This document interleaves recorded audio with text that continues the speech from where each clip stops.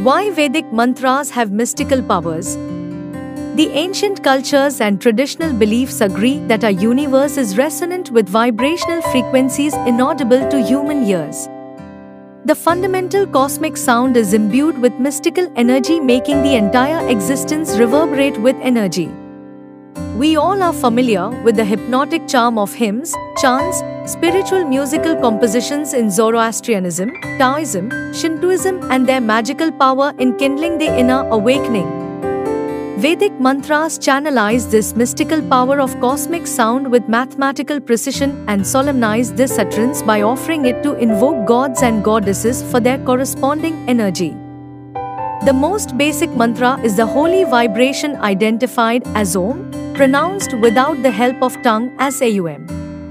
The first letter of the sound, I, represents the physical aspect of universe and man in the form of desires. U is the Tejas, the subtle form manifesting as wisdom. M closes the mouth while pronouncing it, signifying the end of A, and U suggesting the dissolution of desires and intellect and entering the causal domain of dreamless sleep. Thus, on the wings of Aum, we reach a vast chasm of pure consciousness of the self.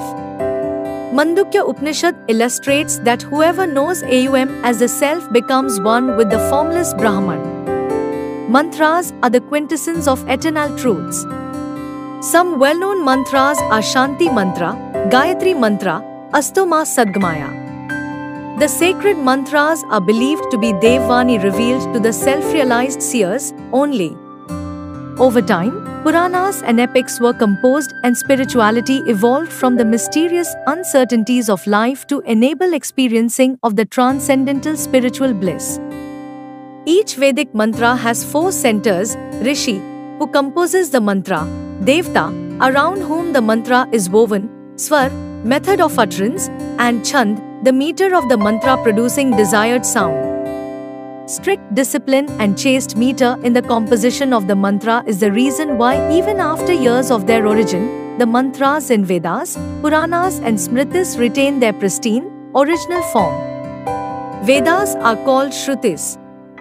Seers absorbed the mantras and recited them orally, explaining their meaning to disciples. This tradition of mantrapat coming down from Guru to the disciple kept their continuity as well as safeguarded their purity. Moreover, these mantras are in sound-sensitive Sanskrit language, in which every sound has a definite form, leaving no scope for any distortion. The result is, as explained in Origin of Religion, the texts of the Veda have been handed down to us with such accuracy that there is hardly a various reading in the proper sense of the word or even an uncertain accent in the whole of Rig Veda. There is a belief that mantras tap the desired energy from the different layers of cosmic vibrations. Each mantra has a presiding deity, and its selective sounds become the key to open up a specific dimension of energy identified with that deity. Each mantra thus offers a different spiritual experience.